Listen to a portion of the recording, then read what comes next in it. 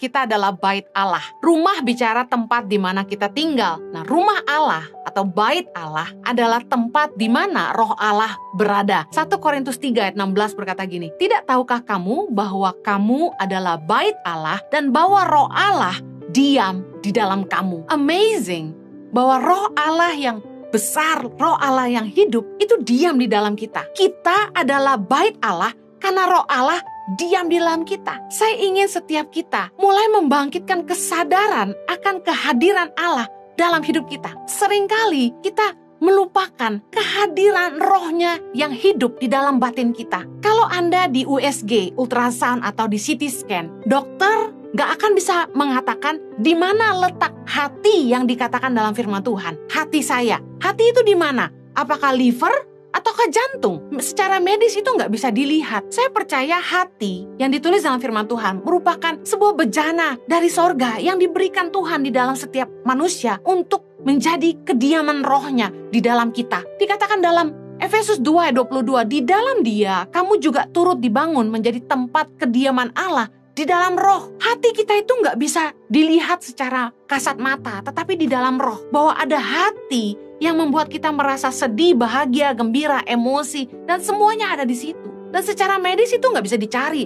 Apakah itu di liver atau di jantung? Nggak bisa. Hati merupakan hal yang mungkin bahasa dunia bilang gaib. Tapi saya bilang, ini di dalam roh, di mana Allah menempatkan rohnya yang hidup untuk tinggal di dalam manusia. Di dalam bejana yang kita sebut hati. Kita adalah tempat kediaman Allah di dalam roh, kata firman Tuhan. Sadarilah bahwa kita adalah bait Allah. Saya adalah bait Allah dan Anda adalah bait Allah. 1 Korintus 6 ayat 19 berkata gini, "Atau tidak tahukah kamu bahwa tubuhmu adalah bait Roh Kudus yang diam di dalam kamu, Roh Kudus yang kamu peroleh dari Allah, dan bahwa kamu bukan milik kamu sendiri." Gereja seringkali menggambarkan bait Allah sebagai gereja berbentuk bangunan. Tetapi firman Tuhan mengajarkan kepada kita bahwa kitalah bait Allah. Bahwa roh Allah diam di dalam kita.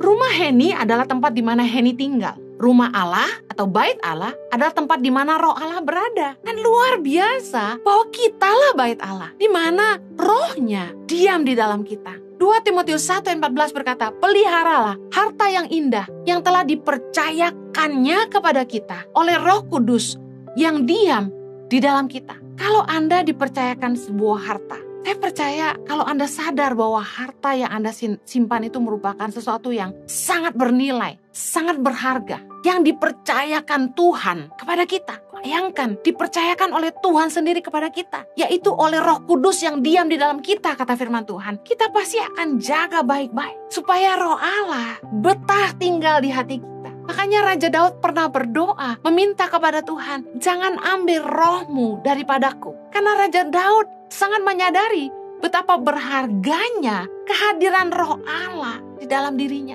Pengurapan dan semua yang kita sebut sebagai penyertaan Tuhan, pimpinan Tuhan, itu merupakan Roh Kudus yang diam di dalam hati kita. Dan firman Tuhan menyampaikan dalam 2 Timotius 1:14 bahwa ini merupakan harta yang indah yang harus kita pelihara sebagai sesuatu yang dipercayakan oleh Allah kepada kita. Tahukah Anda bahwa rohnya di dalam kita lah yang membantu kita untuk mengerti tentang Tuhan, mengerti tentang isi hati Tuhan, mengerti tentang apa yang jadi kehendaknya dalam hidup kita. 1 Korintus 2 ayat 10 berkata gini, "Karena kepada kita Allah telah menyatakannya oleh roh. Sebab roh menyelidiki segala sesuatu, bahkan hal-hal yang tersembunyi dalam diri Allah." Saya sering berkata dalam khotbah-khotbah saya bahwa Tuhan berkata kepada saya, Tuhan taruh dalam hati saya. Saya percaya bahwa roh Allah di dalam hati saya yang menuntun saya untuk mengerti kehendak Tuhan. Roh Allah lah yang selalu berbisik dengan bahasa yang begitu lemah lembut, yang memberi pengertian yang begitu dalam, yang seringkali membuat saya jadi mengerti semua hal yang saya harus lewati. Tuhan menyatakan dirinya melalui rohnya di dalam batin kita.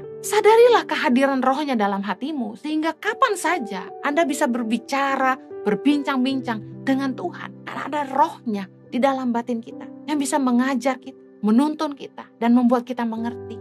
Yesus berkata bahwa roh yang akan diutus, yang akan mengajar kita segala sesuatu. Rohnya yang tinggal di dalam kita, yang membuat kita bisa mengerti isi hati Tuhan buat kita. Apa yang Tuhan mau, apa yang Tuhan mau ajar buat kita.